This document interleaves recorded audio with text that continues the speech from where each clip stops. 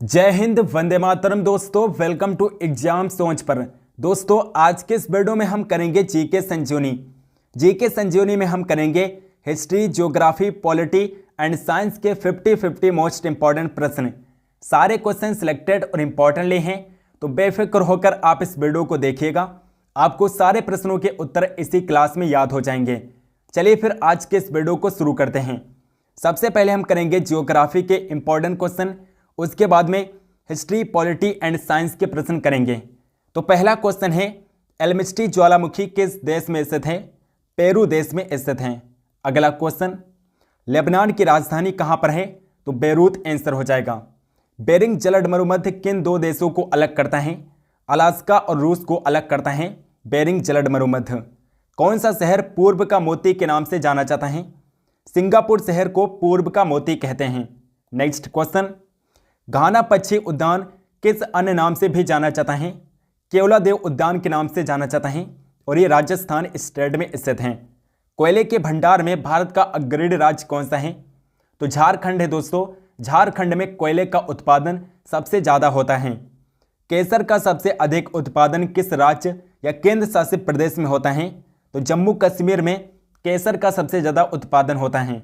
Next question, लश्कर ज्वालामुखी किस देश में स्थित है? चिली देश में स्थित है। देवप्रयाग किन नदियों के संगम पर स्थित है? भागीरथी और अलकनंदा के संगम पर स्थित है। पर्वत के डाउनफील्ड को कहते हैं अभिनत कहा जाता है। पर्वत के डाउनफील्ड को अभिनत कहते हैं। आगे बढ़ते हैं दोस्तों। नेक्स्ट क्वेश्चन है, कोलेरू झील कहाँ पर स्थित है? कोलेरू झील एक खारे पानी की झील है और ये आंध्र प्रदेश के कृष्णा जिले में स्थित है। सबसे ज़्यादा बॉक्साइट का उत्पादन किस राज्य में होता है? ओडिशा राज्य में सबसे ज़्यादा बॉक्साइट का उत्पादन होता है। भारत का सबसे लंबा राजमार्ग कौन सा है? NH-44 भारत का सबसे लंबा राजमार्ग है। नेक्स्ट क्वेश्चन, केवलादेव राष्ट्रीय उद्यान भरतपुर पश्चिम बिहार कहाँ पर स्थित है?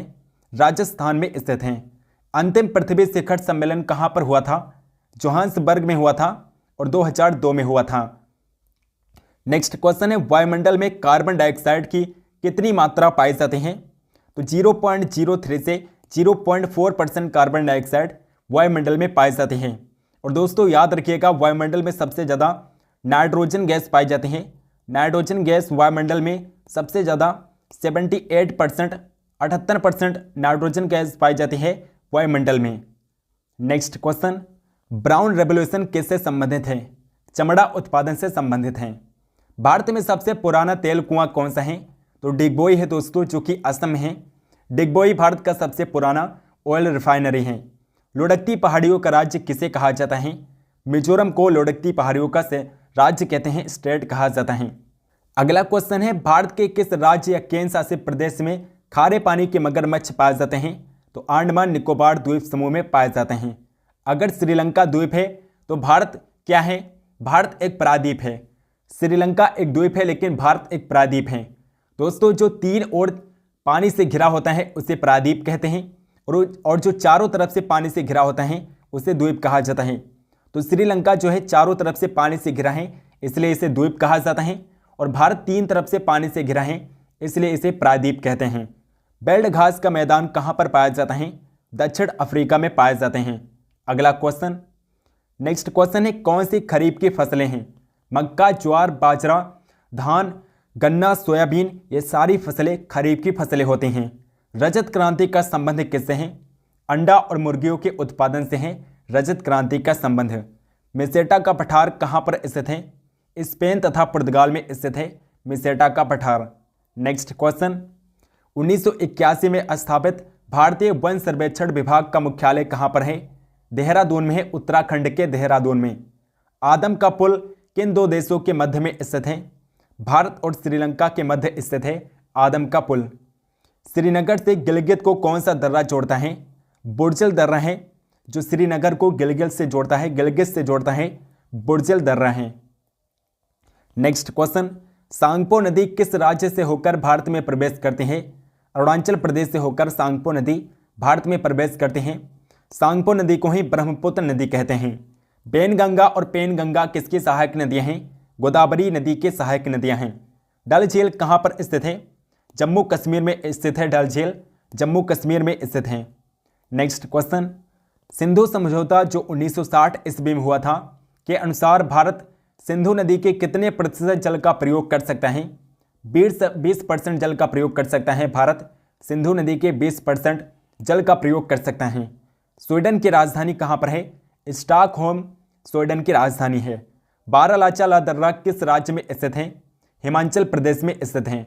अगला क्वेश्चन, गंगा एवं ब्रह्मपुत्र की संयुक्त जलधारा को किस नाम से जाना जाता है? मेघना कहते हैं। गंगा और ब्रह्मपुत्र की संयुक्त जलधारा को मेघना नदी कहा जाता है, मेघना कहते हैं। सांभर झील किसका उदाहरण है? बालसन का उदाहरण है।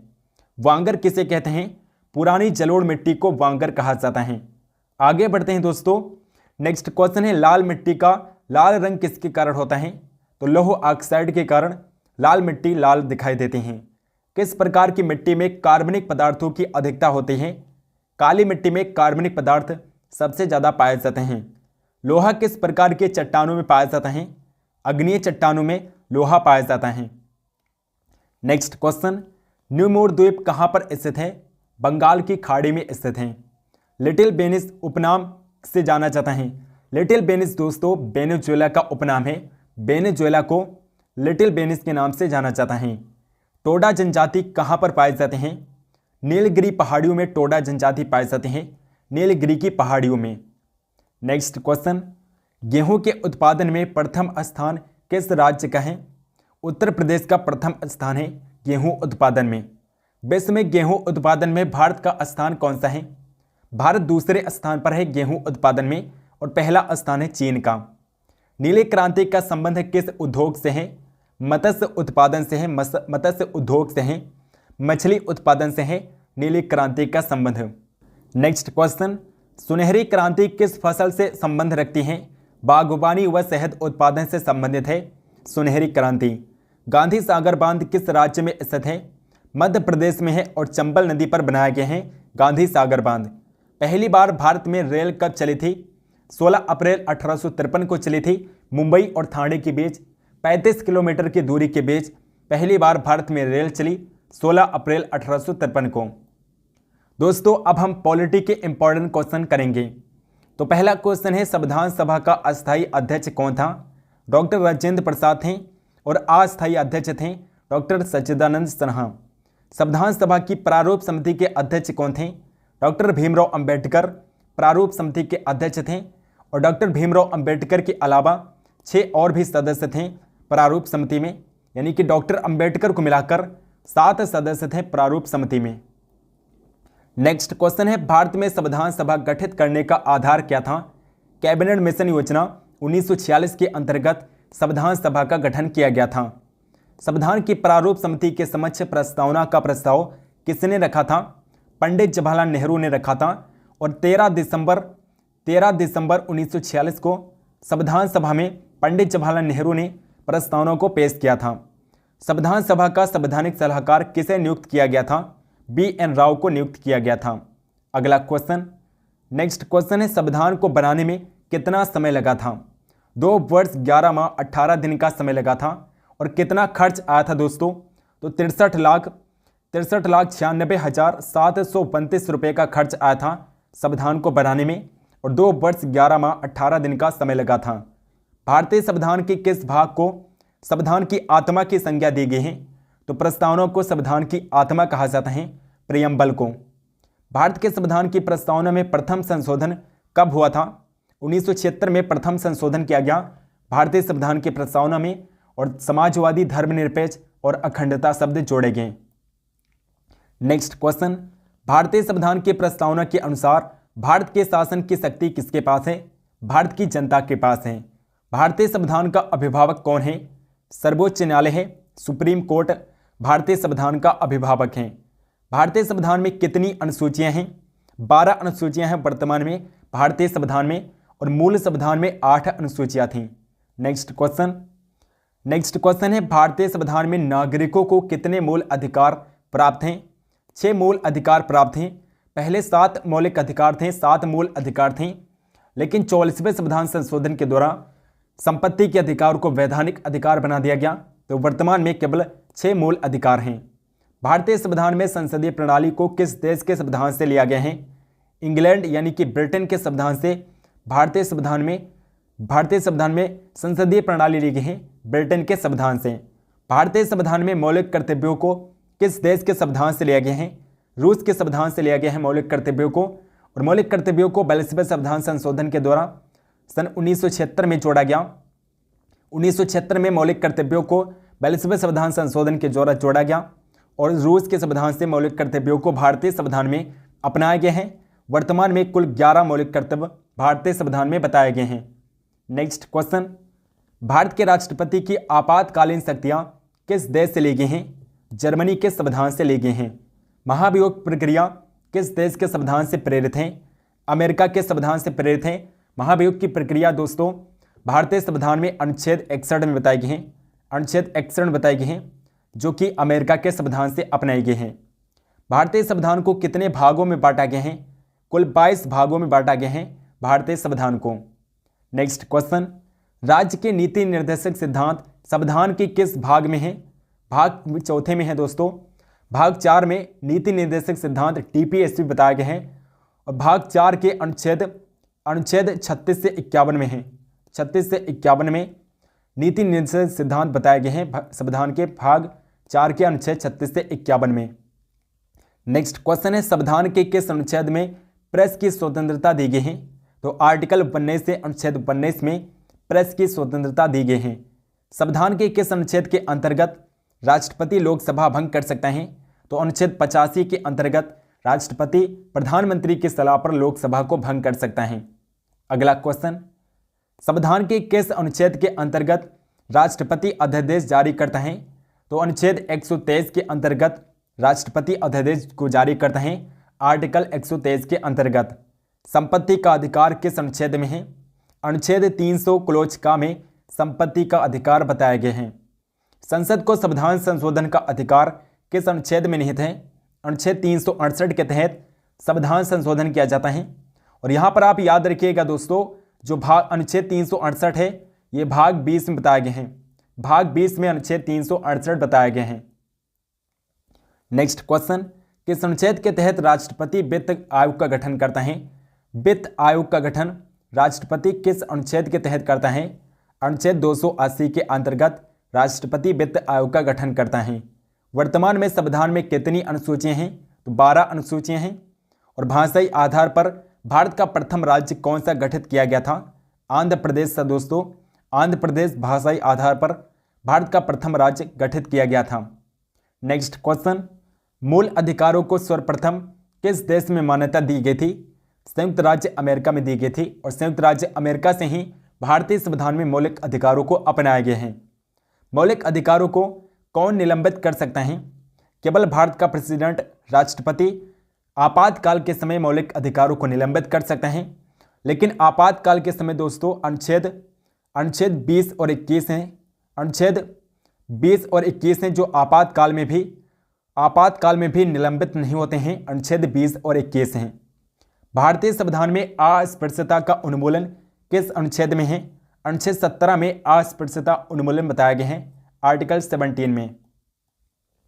नेक्स्ट क्वेश्चन है, संपत्ति के मौलिक अधिकार को किस संशोधन के द्वारा समाप्त किया गया? 44वें संविधान संशोधन के द्वारा 1978 में संपत्ति का अधिकार वैधानिक अधिकार बना दिया गया। किस अनुच्छेद के तहत संसद को नागरिकता के संबंध में कानून बनाने का अधिकार है? अनुच्छेद 11 के अंतर्गत नागरिकता के संबंध में कानून बनाने का अधिकार है पार्लियामेंट को। भारत के नागरिकों को कैसी नागरिकता प्राप्त है? एकल नागरिकता प्राप्त है। और एकल नागरिकता का प्रावधान भारतीय संविधान में लिया गया है ब्रिटेन से एकल नागरिकता का प्रावधान भारतीय संविधान में लिया गया है। नेक्स्ट क्वेश्चन, कितने वर्षों तक बाहर रहने पर नागरिकता समाप्त हो जाती है? 7 वर्षों तक लगातार 7 वर्षों तक भारत से बाहर रहने पर नागरिकता समाप्त हो जाती हैं। भारत के किस राज्य में समान नागरिक संहिता लागू है? गोवा में समान नागरिक संहिता लागू है। किस संशोधन के द्वारा मूल कर्तव्यों को निर्धारित किया गया? 42वें संविधान संशोधन के द्वारा वर्ष 1976 में मूल कर्तव्यों को निर्धारित किया गया था। अगला क्वेश्चन है, किस संविधान संशोधन के द्वारा 11वां मूल कर्तव्य संविधान में जोड़ा गया? तो 86वें संविधान संशोधन के द्वारा वर्ष 2002 में 11वां मौलिक कर्तव्य जोड़ा गया संविधान में। संसद के किस सदन को प्रतिनिधि सभा कहा जाता है? लोकसभा को प्रतिनिधि सभा कहते हैं। लोकसभा को एक वर्ष में कम से कम कितनी बार संसद की बैठक होना आवश्यक है? एक वर्ष में कम से कम 2 बार संसद की बैठक होना आवश्यक है और अधिकतम 6 माह का समय, अधिकतम 6 महीने से ज़्यादा समय नहीं होना चाहिए। नेक्स्ट क्वेश्चन, संसद के दोनों सदनों के संयुक्त अधिवेशनों की अध्यक्षता कौन करता है? लोकसभा अध्यक्ष करता है। संसद का निम्न सदन कौन सा होता है? तो लोकसभा को निम्न सदन कहते हैं और संसद का उच्च सदन राज्यसभा होता है। लोकसभा का निम्न सदन लोकसभा जो होती है संसद का निम्न सदन होता है और राज्यसभा उच्च सदन होता है। नेक्स्ट क्वेश्चन, भारत की कार्यपालिका का अध्यक्ष कौन होता है? तो प्रेसिडेंट राष्ट्रपति कार्यपालिका का अध्यक्ष होता है। दोस्तों जो संसद है भारत की वो राष्ट्रपति, लोकसभा और राज्यसभा से मिलकर बनती है। भारतीय संविधान के अनुसार भारत का प्रथम व्यक्ति कौन है? प्रेसिडेंट राष्ट्रपति भारत का प्रथम व्यक्ति होता है। भारत के राष्ट्रपति पद के लिए उम्मीदवार की न्यूनतम आयु सीमा कितनी होनी चाहिए? 35 वर्ष होनी चाहिए। राष्ट्रपति चुनाव लड़ने के लिए न्यूनतम उम्र सीमा 35 वर्ष होनी चाहिए। अगला क्वेश्चन, भारत के राष्ट्रपति का चुनाव कितने वर्षों के लिए होता है? 5 वर्षों के लिए भारत के प्रेसिडेंट का चुनाव किया जाता है। 5 वर्षों के लिए। राज्य में राष्ट्रपति शासन की घोषणा कौन करता है? राष्ट्रपति प्रेसिडेंट करता है। श्रीमती प्रतिभा देवी सिंह पाटिल भारतीय गणतंत्र में कौन सी राष्ट्रपति बनी थी? 12वीं राष्ट्रपति बनी थी।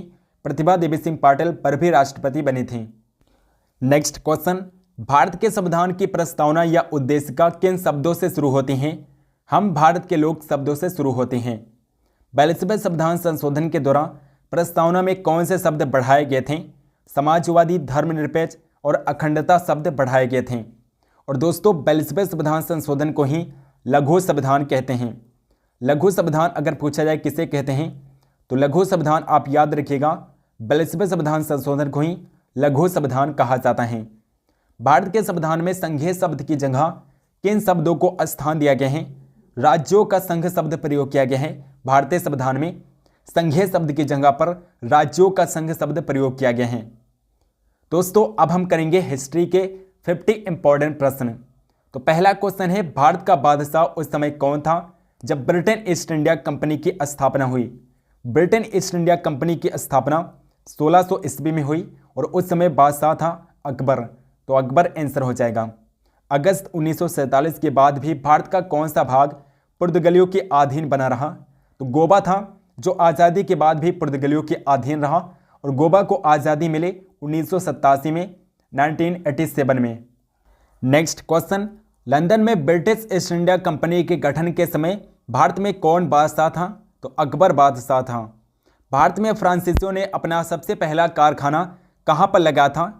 सूरत में सबसे पहला कारखाना लगा फ्रांसीसियों ने भारत में। कौन सा युद्ध निर्णायक युद्ध था जिसमें फ्रांसीसी हार गए और अंग्रेजों की सर्वोच्चता स्थापित हो गई? तो वांडीवास का युद्ध था जिसमें फ्रांसीसी हार गए थे और अंग्रेजों की सर्वोच्चता स्थापित हो गई और वांडीवास का युद्ध 1760 में लड़ा गया था।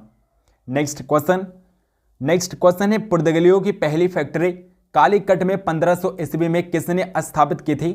तो वास्को डिगामा ने स्थापित की थी और वास्को डिगामा पहला पुर्तगाली था जो भारत आया था। डचों ने अपनी पहली फैक्ट्री 1605 में कहां पर स्थापित की थी? मुसलीपट्टनम में स्थापित की थी। ब्रिटिश ईस्ट इंडिया कंपनी का प्रथम गवर्नर कौन था? टॉमस स्मिथ था दोस्तों। Thomas Smith British east India Company का प्रथम गवर्नर था। अगला क्वेश्चन, किसे जहांगीर ने इंग्लिश खान की उपाधि से सम्मानित किया था? किसे जहांगीर ने इंग्लिश खान की उपाधि से सम्मानित किया था? कैप्टन हॉकिंस को जहांगीर ने इंग्लिश खान की उपाधि से सम्मानित किया था। प्रथम कर्नाटक युद्ध का कौन सा तत्कालिक कारण था? अंग्रेजों द्वारा फ्रांसीसी जहाज़ों का अधिग्रहण, यही प्रथम कर्नाटक युद्ध का तत्कालिक कारण था। उस क्षेत्र की पहचान करें जहां से यूरोप वासियों को सर्वोत्तम सोरा और अफीम प्राप्त होता था। बिहार से प्राप्त होता था। नेक्स्ट क्वेश्चन, भारत में 1613 ईस्वी में अंग्रेजों ने अपनी पहली फैक्ट्री कहां पर स्थापित की थी? सूरत में अंग्रेजों ने अपनी पहली फैक्ट्री स्थापित की थी। जिस एक शासक ने ईस्ट इंडिया कंपनी को दीवानी प्रदान की थी वो कौन था? तो शाह आलम द्वितीय था जिसने ईस्ट इंडिया कंपनी को दीवानी प्रदान की थी। बंगाल की फैक्ट्रियों में से एक जो पुर्तगालियों द्वारा स्थापित की गई थी वो शहर कौन था? तो हुगली शहर था, जहां पर पुर्तगालियों ने फैक्ट्री स्थापित की थी। नेक्स्ट क्वेश्चन, एक द्वीप पर निर्मित भारत का बड़ा नगर कौन सा है? तो मुंबई है दोस्तों, मुंबई एक द्वीप पर स्थित है। भारत तक समुद्री मार्ग की खोज किसने की थी? पुर्तगालियों के द्वारा की गई थी और पहला पुर्तगाली वास्को डी गामा था जिसने भारत तक समुद्री मार्ग की खोज की थी। अंग्रेजों ने भारत में सूरत में अपनी पहली फैक्ट्री स्थापित करने की अनुमति किससे प्राप्त की थी? जहांगीर से प्राप्त की थी। नेक्स्ट क्वेश्चन है, भारत के समुद्री मार्ग की खोज किसने की थी? वास्को डी गामा ने किया था। तृतीय कर्नाटक युद्ध एंग्लो फ्रेंच संघर्ष की समाप्ति किस संधि से हुई थी? पेरिस की संधि से हुई थी। जब 17 मई 1498 ईस्वी में वास्को डी गामा कालीकट में उतरा तो किसने उसका स्वागत किया था? तो कालीकट के राजा जमोरिन ने स्वागत किया था वास्को डी गामा का स्वागत किया था कालीकट के राजा जमोरिन ने, और कालीकट को पहले कोझिकोड के नाम से भी जाना जाता था। नेक्स्ट क्वेश्चन, पुर्तगालियों ने भारत में सर्वप्रथम कहां पर फैक्ट्री स्थापित की थी? कालीकट में पहली फैक्ट्री स्थापित की पुर्तगालियों ने। 1717 ईस्वी में कौन से मुगल सम्राट ने अंग्रेजों की ईस्ट इंडिया कंपनी को भारत में व्यापार पर विशेषाधिकार प्रदान करने का फरमान जारी किया? फर्रुख सियर ने फरमान जारी किया था। ब्रिटेन के साथ बेसिन की संधि किस पेशवा ने की थी? बाजीराव द्वितीय ने की थी। बाजीराव द्वितीय ने ब्रिटेन के साथ बेसिन की संधि किया था। Next question, east India company के नेतृत्व में रॉबर्ट क्लाइव का उत्तराधिकारी कौन था? हेस्टिंग रॉबर्ट क्लाइव का उत्तराधिकारी था। किसे भारत में पुर्तगाली साम्राज्य का वास्तविक संस्थापक कहा जाता है? अल्फांसो डी अल्बुकर्क को पुर्तगाली साम्राज्य का वास्तविक संस्थापक कहते हैं। पुर्तगाली उपनिवेश का प्रथम गवर्नर भारत में कौन हुआ? तो अल्फांसो डी अल्बुकर्क हुआ। नेक्स्ट क्वेश्चन, किस अंग्रेज ने पुर्तगालियों को सोल्ली के स्थान पर हराया था? थॉमस बेस्ट ने हराया था। वो पुर्तगाली कौन था जिसने गोवा पर अधिकार किया था? अल्फांसो डी अल्बुकर्क था जिसने गोवा पर अधिकार किया था। भारत में ईस्ट इंडिया कंपनी का पहला गवर्नर जनरल कौन था? Warren Hastings East India Company का पहला गवर्नर जनरल था। नेक्स्ट क्वेश्चन, किस यूरोपीय ने भारत में सबसे पहले अपना व्यापार फैला और प्रभावित किया था? तो पुर्तगालियों ने अपना पहला व्यापार फैला और प्रभावित किया पुर्तगालियों ने। वो अंग्रेज जिसने सम्राट जहांगीर के दरबार में आकर भेंट किया था, तो सर टॉमस रो था जो जहांगीर के दरबार में गया था और भेंट किया था। नेक्स्ट क्वेश्चन है, अल्बुकर्क ने गोवा को 1510 ईस्वी में किससे छीना था? बीजापुर के सुल्तान से छीना था। अगला क्वेश्चन, पुर्तगाली ईस्ट इंडिया कंपनी कब स्थापित हुई थी? 1448 ईस्वी में पुर्तगाली ईस्ट इंडिया कंपनी की स्थापना हुई थी। आधुनिक भारत में हिंदू धर्म में पहला सुधार आंदोलन कौन सा था? तो ब्रह्म समाज आंसर हो जाएगा। ब्रह्म समाज पहला धर्म सुधार आंदोलन था। अलीगढ़ मुस्लिम विश्वविद्यालय की स्थापना किसने की थी? सर सैयद अहमद खान ने अलीगढ़ मुस्लिम विश्वविद्यालय की स्थापना की थी। नेक्स्ट क्वेश्चन, किसे आधुनिक भारत का जनक कहते हैं? राजा राममोहन राय को आधुनिक भारत का जनक कहा जाता है। भारतीय राष्ट्रवाद का जनक किसे कहा जाता है? राजा राममोहन राय को भारतीय राष्ट्रवाद का जनक कहते हैं। कन्याकुमारी का रॉक मेमोरियल किसके लिए समर्पित है?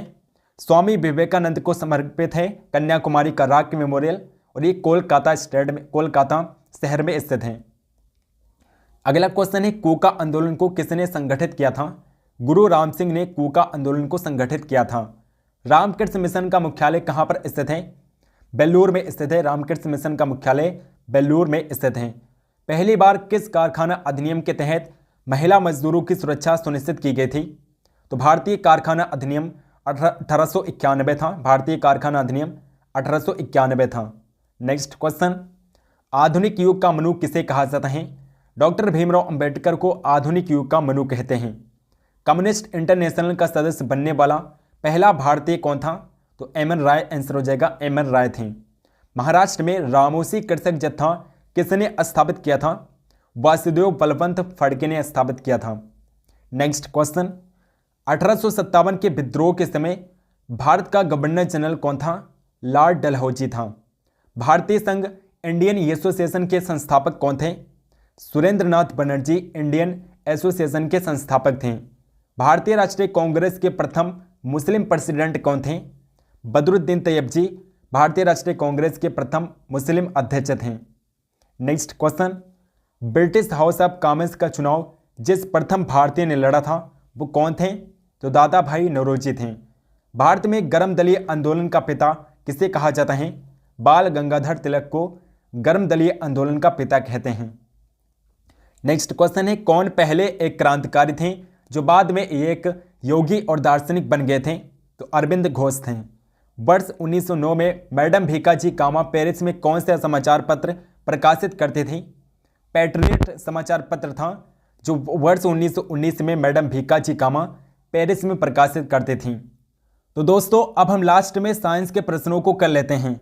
तो पहला क्वेश्चन है, कौन सा जानवर पराध्वनि उत्पन्न कर सकता है? पारपोषित जानवर है जो पराध्वनि उत्पन्न कर सकता है। निषेचित अंडा युग्मनज किस में समाविष्ट हो जाता है? गर्भाशय में समाविष्ट हो जाता है। अगला क्वेश्चन, कंडक्टर का प्रतिरोध डैश पर निर्भर नहीं करता है, दबाव पर निर्भर नहीं करता है। कौन ठोस, तरल एवं गैस तीनों रूपों में बाहर निकल सकता है? तो अधातु होती हैं जो ठोस, तरल एवं गैस तीनों रूपों में बाहर निकल सकते हैं। किसकी कोशिकाओं के द्वारा रक्त में शर्करा यानी कि शुगर के स्तर में वृद्धि का पता लगाया जाता है? अग्न्याशय की कोशिकाओं के द्वारा रक्त में शर्करा के स्तर में वृद्धि का पता लगाया जाता है अग्न्याशय की कोशिकाओं के द्वारा। अगला क्वेश्चन, वो लवण जिसके जलीय विलयन का पीएच मान 7 से कम होता है क्या कहलाता है? अम्लीय लवण कहलाता है। मछली के हृदय में कितने कक्ष पाए जाते हैं? 2 कक्ष पाए जाते हैं, 2 चैम्बर पाए जाते हैं मछली के हृदय में। अगला क्वेश्चन, गुरुत्वाकर्षण की वजह से उत्पन्न होने वाले त्वरण का मूल्य किस पर निर्भर नहीं करता है? नीचे गिरने वाले वस्तु के द्रव्यमान पर निर्भर नहीं करता है। कौन सा उत्तक पौधों को कठोर और दृढ़ बनाता है? तो स्क्लेरेनकाइमा उत्तक है जो पौधों को कठोर और दृढ़ बनाता है। अगला क्वेश्चन, परमाणु के भीतर न्यूट्रॉन व प्रोटॉन पर आरोपित बल को क्या कहा जाता है? नाभिकीय बल कहते हैं, न्यूक्लियर फोर्स कहा जाता है। मनुष्य में पाए जाने वाले प्लेसेंटा उत्तक के द्वारा कौन सा कार्य किया जाता है? भ्रूण से अपशिष्टों का बाहर निकलना एवं उनके भ्रूण के लिए पोषण प्रदान करना प्लेसेंटा उत्तक के द्वारा कार्य किया जाता है। अगला क्वेश्चन, विस्फोटक के कारण समुद्र के तल पर निर्मित लहरें किस प्रकार की तरंगों का उदाहरण है? अणुदैर्घ्य तरंगों का उदाहरण है। नर कीटाणु कोशिकाएं किस में निर्मित होती हैं? विसरण में निर्मित होती हैं। अगला क्वेश्चन, ऑक्सीजन का उपयोग करके पायरूवेट का विभाजन किस में होता है? माइटोकॉन्ड्रिया में होता है। बेकिंग पाउडर किसका मिश्रण होता है? सोडियम हाइड्रोजन कार्बोनेट और टार्टरिक अम्ल का मिश्रण होता है बेकिंग पाउडर। अधिकतर विद्युत बल्बों में रासायनिक रूप से कौन सी निष्क्रिय गैस भरी जाती है? नाइट्रोजन गैस भरी जाती हैं। जो इलेक्ट्रिक बल्ब होते हैं दोस्तों उसमें नाइट्रोजन गैस भरी जाती हैं। अगला क्वेश्चन, दूध वाले ताजे दूध में थोड़ा सा बेकिंग सोडा मिलाता है, ऐसा क्यों करता है? दूध के अम्लीकरण को रोकने के लिए दूध वाला दूध में थोड़ा सा बेकिंग सोडा मिलाता है। कौन सा हार्मोन युवावस्था के समय लड़कों में दिखाई देने वाली उपस्थिति में बदलाव लाता है? टेस्टोस्टेरोन हार्मोन होता है। अगला क्वेश्चन, वो बिंदु जहां पर एक वस्तु का संपूर्ण भार कार्य करता है उस बिंदु को क्या कहा जाता है? गुरुत्वाकर्षण का केंद्र कहते हैं। किसके कारण बादलों का रंग सफ़ेद दिखाई देता है? प्रकाश के प्रकीर्णन के कारण बादलों का रंग सफ़ेद दिखाई देता है। अगला क्वेश्चन, कौन पौधे के बीच में एक खाद्य भंडार के रूप में कार्य करता है? तो बीज पत्र होते हैं जो खाद्य भंडार के रूप में कार्य करते हैं पौधों के बीच में। प्रोटीन की जानकारी प्रदान करने वाले डीएनए के भाग को क्या कहा जाता है? जीन कहते हैं। अवतल दर्पण किस प्रकार का प्रतिबिंब बनाता है? आभासी और बड़ा प्रतिबिंब बनाता है। अवतल दर्पण आभासी और बड़ा प्रतिबिंब बनाता है। नेक्स्ट क्वेश्चन, उस प्रक्रिया को क्या कहते हैं जिसके द्वारा कोई धातु अपने आसपास उपस्थित नमी, एसिड इत्यादि द्वारा प्रभावित होते हैं? संक्षारण कहा जाता है। नेक्स्ट क्वेश्चन है, रेगिस्तानी पौधों की बाह्य त्वचा पर मोम जैसे पदार्थ की परत पाए जाते हैं, इस पदार्थ को क्या कहा जाता है? इस पदार्थ को क्या कहते हैं? क्यूटीन कहा जाता है इस पदार्थ को। अगला क्वेश्चन, किसी सैटेलाइट और पृथ्वी के बीच आकर्षण का गुरुत्वाकर्षण बल किसको तेजी प्रदान करता है? अभिकेंद्री बल को तेजी प्रदान करता है। माता पिता से संतान में शारीरिक व मानसिक गुणों के संचरण को क्या कहा जाता है? अनुवांशिकता कहते हैं। अगला क्वेश्चन, वस्तु की कौन सी अवस्था में कणों की गतिज ऊर्जा अधिकतम होती है? प्लाज्मा में दोस्तों कणों की गतिज ऊर्जा सबसे अधिक होती है प्लाज्मा में। किसी वस्तु के मुक्त रूप से गिरने के दौरान कौन सी ऊर्जा इसके रास्ते में किसी एक बिंदु पर बढ़ जाती है? तो गतिज ऊर्जा होती है जो बढ़ जाती है। अगला क्वेश्चन, लैंगिक प्रजनन के दौरान जब अलग अलग कोशिकाएं संयोजित होती हैं तो वे किसका निर्माण करती हैं? युग्मनज का निर्माण करती हैं। कारों में पेट्रोल के साथ ईंधन के रूप में किसका उपयोग किया जाता है? एथेनॉल का प्रयोग किया जाता है। अगला क्वेश्चन, हवाई जहाज़ों में किसे मापने के लिए इकोलोकेशन का प्रयोग किया जाता है? तो पानी की गहराई को मापने के लिए इकोलोकेशन का प्रयोग करते हैं, पानी की गहराई नापने के लिए। यदि कार्य का मान धनात्मक हो तो जिस निकाय पर कार्य हो रहा है उसकी ऊर्जा में क्या परिवर्तन आएगा? ऊर्जा में वृद्धि होगी। नेक्स्ट क्वेश्चन, तत्वों का कौन सा वर्गीकरण परमाणु संख्या पर आधारित है? तो आधुनिक आवर्त सारणी है दोस्तों जो परमाणु संख्या पर आधारित है। आयरन का वायु की उपस्थिति में चलने पर किसका निर्माण होता है? आयरन ऑक्साइड का निर्माण होता है। नेक्स्ट क्वेश्चन, भ्रूण के लिए भोजन संग्रहित करने वाली जनन कोशिकाओं को क्या कहा जाता है? मादा युग्मक कहते हैं। हाइड्रोकार्बन के पूर्ण दहन के फलस्वरूप किसका निर्माण होता है? कार्बन डाइऑक्साइड और पानी का निर्माण होता है। CO2 और H2O का निर्माण होता है हाइड्रोकार्बन के पूर्ण दहन के फलस्वरूप। नेक्स्ट क्वेश्चन है, किस प्रकार के प्रजनन में अधिक विविधता की उत्पत्ति होती है? लैंगिक प्रजनन में होती हैं। किस तत्व का गलनांक एवं क्वथनांक सबसे अधिक होता है? तो कार्बन का गलनांक और क्वथनांक सबसे ज़्यादा होता है। शाकाहारियों को किसको पचाने के लिए लंबी छोटी आंत की आवश्यकता होती है? सेलुलोज को पचाने के लिए लंबी छोटी आंत की आवश्यकता होती है। अगला क्वेश्चन, किसे पानी में घोलने पर यह जिप्सम में परिवर्तित हो जाता है? तो कैल्शियम सल्फेट हेमीहाइड्रेट को पानी में घोलने पर यह जिप्सम में परिवर्तित हो जाता है। स्थिर अथवा गतिज अवस्था में परिवर्तन का प्रतिरोध करने वाली एक वस्तु की प्रवृत्ति को क्या कहा जाता है? जड़त्व कहते हैं। अगला क्वेश्चन, घर्षण द्वारा किए गए कार्य का क्षय नहीं होता है बल्कि ये डैश ऊर्जा में रूपांतरित हो जाती हैं। तो घर्षण के द्वारा जो कार्य होता है उसके द्वारा क्षय नहीं होता है बल्कि जो ऊर्जा होती है वो तापीय ऊर्जा में रूपांतरित हो जाती हैं। फूल के मादा प्रजनन भाग को क्या कहा जाता है? मादा प्रजनन भाग को दोस्तों पुंकेसर नहीं कहते हैं, स्त्री केसर कहा जाता है। मादा प्रजनन भाग को क्या कहते हैं? स्त्री केसर कहते हैं। फूल के मादा प्रजनन भाग को स्त्री केसर कहा जाता है। अगला क्वेश्चन, मोटर वाहनों में आडोमीटर का उपयोग किसे मापने के लिए किया जाता है? आडोमीटर का प्रयोग दूरी मापने के लिए किया जाता है। किसी बंदूक से बुलेट दागे जाने पर बुलेट की गतिज ऊर्जा क्या होगी? बंदूक की तुलना में अधिक होती है बुलेट की ऊर्जा। नेक्स्ट क्वेश्चन, जीवाश्म ईंधन के जलने पर मुक्त कार्बन, नाइट्रोजन और सल्फर के ऑक्साइड क्या कहलाते हैं? अम्लीय ऑक्साइड कहलाते हैं। कौन सी धातु जल के साथ आसानी से अपक्रिया कर सकती हैं? तो पोटेशियम और सोडियम धातुएं हैं जो जल के साथ आसानी से क्रिया कर सकती हैं। इसलिए दोस्तों जो सोडियम होता है इसे कैरोसिन में डुबो कर रखा जाता है। कैरोसिन में अगर पूछा जाए किसे डुबो कर रखते हैं तो सोडियम को कैरोसिन में डुबो कर रखते हैं, खुला नहीं रखते हैं। खुला रखने पर ये जलने लगता है।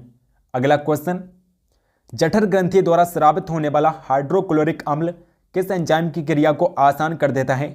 पेप्सिन एंजाइम क्रिया को आसान कर देता है। व्हिटेकर के वर्गीकरण के अनुसार किस समूह में शामिल जीवों में पूर्णतः विकसित नाभिक नहीं पाया जाता है? तो मोनेरा में पूर्णतः विकसित नाभिक नहीं पाया जाता है, मोनेरा में।